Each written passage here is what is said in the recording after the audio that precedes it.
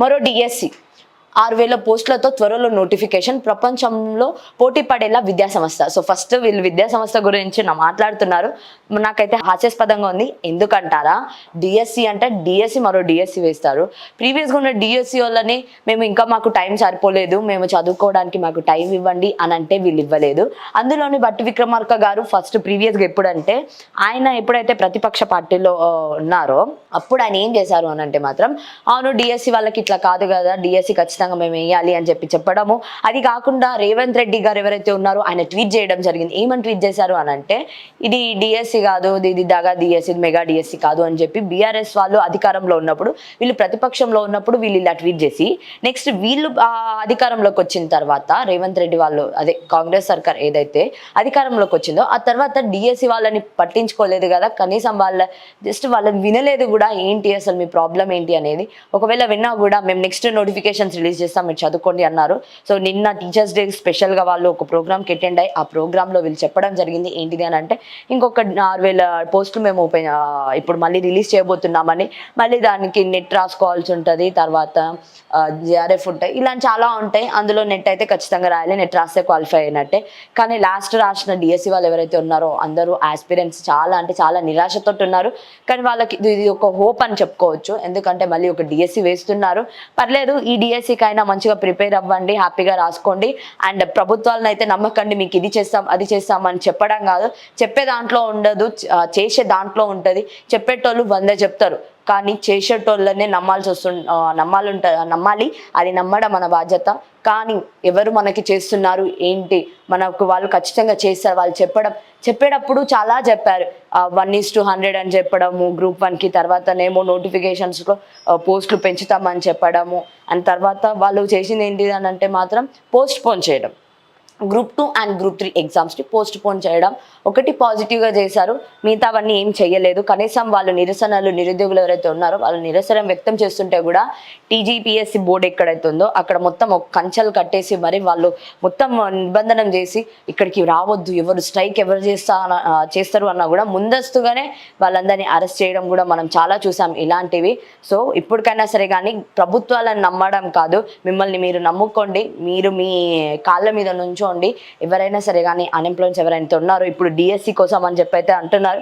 మరి ఇది నమ్మాలా వద్దా, ఇది మీరు ఇప్పుడు ఎవరైతే న్యూస్ చూస్తున్నారో వాళ్ళైతే కామెంట్ చేయండి. డిఎస్సి మరో 6,000 పోస్టులు అంటారు, ఇది నిజమా కాదా? ఒకవేళ ఇప్పుడే అయితే ఇంకెప్పుడు వీళ్ళు త్వరలో అని పెట్టారు కదా, త్వరలో నోటిఫికేషన్. ప్రీవియస్గానేమో మేము డిసెంబర్ కల్లా చేస్తాము, ఆ తర్వాతనేమో డిసెంబర్లో మేము నెట్ పెడతాము, నెట్ పెట్టిన తర్వాత జనవరి ఫిబ్రవరి కల్లా మేము వాళ్ళకి ఎగ్జామ్స్ కండక్ట్ చేస్తామని చెప్పేమో అప్పుడు విత్ మంత్ వాళ్ళు చెప్పారు. ఇప్పుడు మళ్ళీ వచ్చేసరికి ఏంటిదంటే త్వరలో అని చెప్తున్నారు. మరి నిజంగా త్వరలోనా, లేకపోతే ప్రీవియస్గా వాళ్ళు చెప్పిన మంత్లలో వాళ్ళు కండక్ట్ చేస్తారా?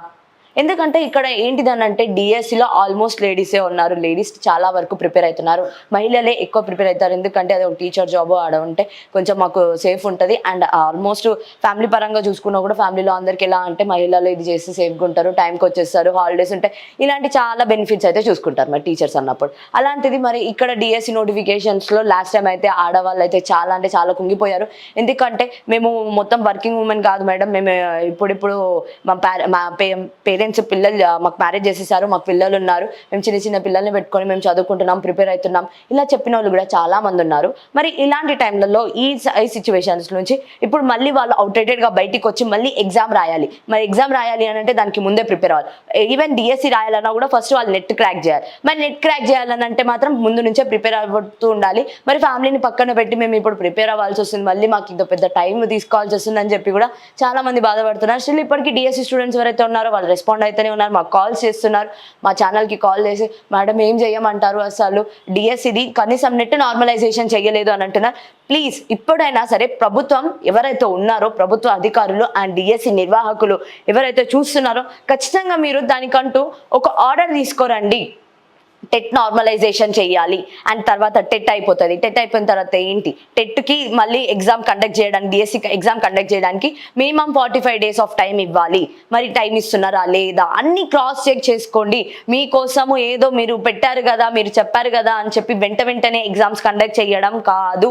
ఇక్కడ ఎగ్జామ్స్ కండక్ట్ చేయడమే కాదు, అక్కడ ఎంతవరకు వాళ్ళు ప్రిపేర్ అయ్యి ఉన్నారు, మరి వాళ్ళకి మనము తగినంత టైం ఇచ్చామా లేదా అని మీరు క్రాస్ చెక్ చేసుకోవాల్సి ఉంటుంది. కాబట్టి సో ఎవరైతే ఈ డిఎస్సి నిర్వాహకులు ఉంటారో కండక్ట్ చేసే వాళ్ళు ఖచ్చితంగా మీరు మాత్రం యాజ్ ఎ రెస్పాన్సిబిలిటీ మీ రెస్పాన్సిబిలిటీగా మీరైతే ఖచ్చితంగా ఇక్కడ వాళ్ళకి డిఎస్సి ఆస్పిరెంట్స్కి మీరైతే న్యాయం చేయాల్సి ఉంటుంది. ఎందుకనంటే మీరు వాళ్ళ సైడ్ నుంచి అప్పుడేమో ఒకలా మాట్లాడి ఇప్పుడేమో ఇంకొకలా మాట్లాడారు. అది కాకుండా 25,000 పోస్టులు ఉన్నాయని చెప్పారు మీరు. మరి 25,000 పోస్టులలో మీరు తీసుకొచ్చింది ఎంత?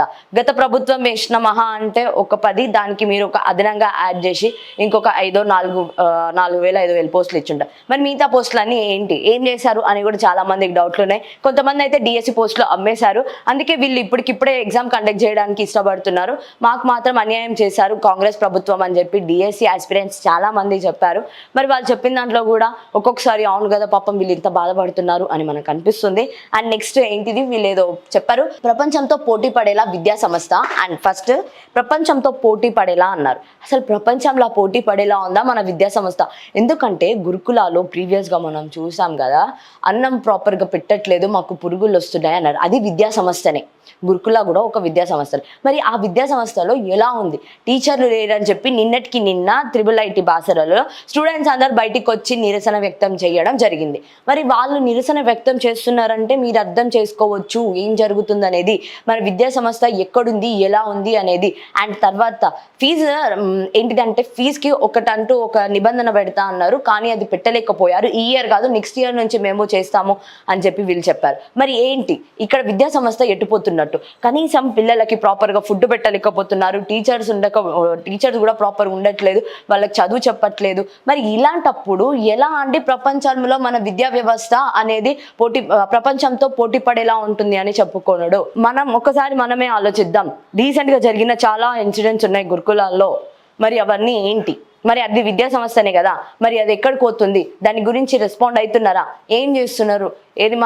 ఎవరు ఐటీ శ్రీధర్ బాబు ఎవరైనా అక్కడికి వెళ్ళి మీరు ఎలా ఉంటున్నారు, ఫుడ్ బాగానే ఉందా, ఇప్పుడు మంచిగా పెడుతున్నారు, ఎప్పటి నుంచి పెట్టండి అని అంటే ఓకే పెడతారు. తర్వాత ఏం చేస్తారు? 1 రోజు 2 రోజులు, ఆ తర్వాత నెక్స్ట్ ఏంటి అది అయిపోయింది. అది అయిపోయిన తర్వాత కూడా నెక్స్ట్ డే నిన్న అయితే స్టూడెంట్స్ అందరూ అయితే బాసరలో అయితే వాళ్ళు బయటికి వచ్చి మరి నిరసన తెలిపారు. మరి అదేంటి? మరి విద్యా సంస్థ ఎట్టుపోతుంది? విద్యా సంస్థ ప్రపంచంలో మనం వాళ్ళతో పోటీ పడేలా ఉంది అని చెప్పడం కన్నా ఫస్ట్ నీ బేస్ చూసుకోండి. మన బేస్ ఏంటి, మనం ఎలా ఉన్నాము, పిల్లలందరికీ ప్రైమరీ నుంచి ప్రీ ప్రైమరీ నుంచి అందరికీ కరెక్ట్గా వాళ్ళకి ఎడ్యుకేషన్ పోతుందా, గవర్నమెంట్ సంస్థలు ఏవైతే ఉన్నాయో వాళ్ళు ఎలా టీచింగ్ చేస్తున్నారు, కరెక్ట్గా స్కూల్స్కి వెళ్తున్నారా, పిల్లలకి ప్రాపర్గా చెప్తున్నారా, పిల్లల్ని వెళ్ళి విజిట్ చేయండి, అడగండి, పిల్లలు చెప్తారు నిజాలు. జస్ట్ మీరు హైయర్ అథారిటీస్, సో మీరు ఎవరిని పిలిపించుకుంటారు? ప్రిన్సిపల్ని పిలిపించుకుంటారు. అఫ్ కోర్స్ ప్రిన్సిపల్ ఎవరైతే ఉంటారో అవును మా వాళ్ళు మంచిగా చేస్తున్నారని చెప్తారు, కానీ లేదు మాకు మా మేడం రావట్లేదు, మా సార్ రావట్లేదు టీచింగ్కి, వస్తారు 1 గంట చేసిపోతారు, ఎవరు ఇలాంటివి చెప్పరు. అవి మనము కీన్గా అబ్జర్వ్ చేయాల్సి ఉంటుంది, మనం వెళ్ళి చూసుకోవాల్సి ఉంటుంది. ఇలాంటివన్నీ చేసినప్పుడే అక్కడ ఏదైతే గవర్నమెంట్ సంస్థ ఉంటుందో అది స్ట్రాంగ్గా ఉంటుంది. అమ్మో చెకింగ్కి వస్తారనే ఒక భయంతో అయినా కనీసము అప్పుడు టీచర్స్ ఎవరైతే ఉంటారో వాళ్ళు ప్రాపర్గా మెయింటైన్ చేస్తారు, చూసుకుంటారు పిల్లల్ని. అది కూడా ఒకటి సమస్యగానే మారింది. మరి అలాంటి సమస్యలలో కూడా నెక్స్ట్ ఏంటిది, పాఠశాలలో మౌలిక వసతులు కల్పనకు అమ్మ ఆధార పాఠాలు కమిటీలు. సో చూసారు కదా ఎన్ని కోట్లు వాళ్ళకి సైతం విడుదల చేశారంటే 667 కోట్లు సైతం విడుదల. మరి 667 కోట్లు మీరు విడుదల చేస్తుంటే ఆ ఫండ్స్ అన్ని ఎటుపోతున్నాయి? స్టూడెంట్స్కి వస్తున్నాయా, స్టూడెంట్స్ వరకు పోతున్నాయా? ఇవన్నీ కరెక్ట్గా కావాలి. ఎందుకనంటే ఇవి ఇక్కడ స్టూడెంట్స్ ఎవరైతే ఉంటారో వాళ్ళు ప్రాపర్గా చదువుకుంటేనే వాళ్ళు ఒక గుడ్ సిటిజన్గా ఉంటారు. వాళ్ళకి మీరు కరెక్ట్గా టీచర్స్ ఎవరైతే ఉంటారో వాళ్ళు నాలెడ్జ్ ఇవ్వాల్సి ఉంటుంది. మరి అలాంటిది టీచర్స్ని కానీ లేకపోతే ఆ స్టూడెంట్స్ని కానీ మొత్తం ఆ ఫెసిలిటీస్ మీరు ప్రొవైడ్ చేస్తున్నారా అనేది అయితే గవర్నమెంట్నే అడగాల్సి ఉంటుంది. మరి అలాంటివి మీరు ఇన్ని కోట్లు పెడుతున్నాము, ఇన్ని వందల కోట్లు పెడుతున్నాము అని చెప్తున్నారు కదా, మరి ఏం చేస్తున్నారు? తర్వాత సామాజిక మార్పు గురువులతోనే సాధ్యం. సో సామాజిక మార్పు అనేది గురువులతోనే సాధ్యం అని చెప్పి టీచర్స్ గురించి అయితే చెప్తున్నారు. అవును, మన మదర్ తర్వాత ఫస్ట్ టీచర్ మన మదర్ అయితే నెక్స్ట్ మన టీచర్ మన దేవుడు అని మనం భావించేది మన టీచర్స్. అలాంటిది టీచర్స్తోనే సాధ్యం అంటున్నారు. మరి అలాంటి టీచర్స్కే కదా మీరు న్యాయం చేయలేకపోయారు. డిఎస్సి ఆస్పిరెంట్స్ అంతా ఎవరు? వాళ్ళు కాబోయే టీచర్స్. మరి అలాంటి వాళ్ళకే కదా మీరు అన్యాయం చేశారు. మరి అది ఎంతవరకు మీరు చెప్పేది కరెక్టో మీరే ఆలోచించుకోవాల్సి ఉంటుంది. బట్టి విక్రమార్క గారు అయితే ఇది చెప్పడం జరిగింది. అండ్ తర్వాత త్వరలో డిఎస్సి నోటిఫికేషన్ వేసి 6,000 టీచర్ పోస్టులను భర్తీ చేస్తామని డిప్యూటీ సీఎం బట్టి విక్రమార్క ప్రకటించారు. సో ఏదైతే ఈ టీచర్స్ డే సందర్భంగా రవీంద్ర భారతిలో గురువారం నిర్వహించిన కార్యక్రమంలో ఆయన మాట్లాడాడు.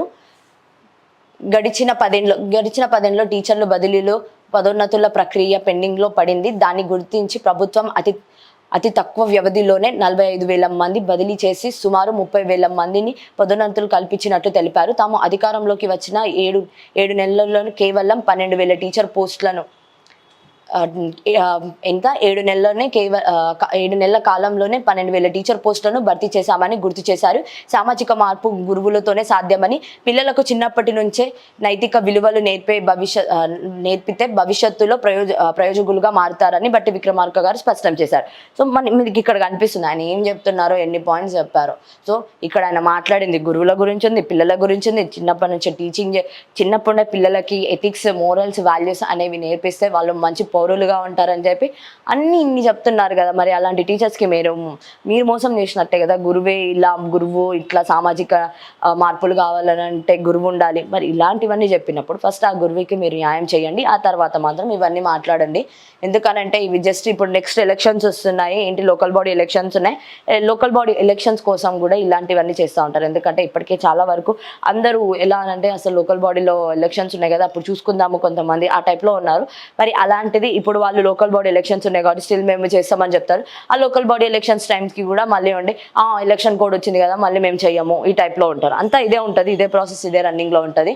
విద్యార్థులకు నైతిక విలువల బోధన ఆ బాధ్యత తల్లిదండ్రులు, ఉపాధ్యాయులది. సో ఫస్ట్ ఏమంటున్నాడు, ఫస్ట్ బాధ్యత ఎవరిది అని అంటే మాత్రం ఈ విద్యార్థులకి వాళ్ళ నైతిక విలువలు ఎవరు చెప్పాలి అని అంటే పేరెంట్స్ తర్వాత ఎవరు చెప్తారు అని అంటే మాత్రం అఫ్కోర్స్ అది టీచర్సే. ఎందుకంటే మనం అక్కడే ఎక్కువ శాతం ఉంటాము. తర్వాత జాతీయ ఉపాధ్యాయ దినోత్సవంలో రాష్ట్రపతి ద్రౌపది ముర్ము, సో ఆమె కూడా వెళ్ళారు.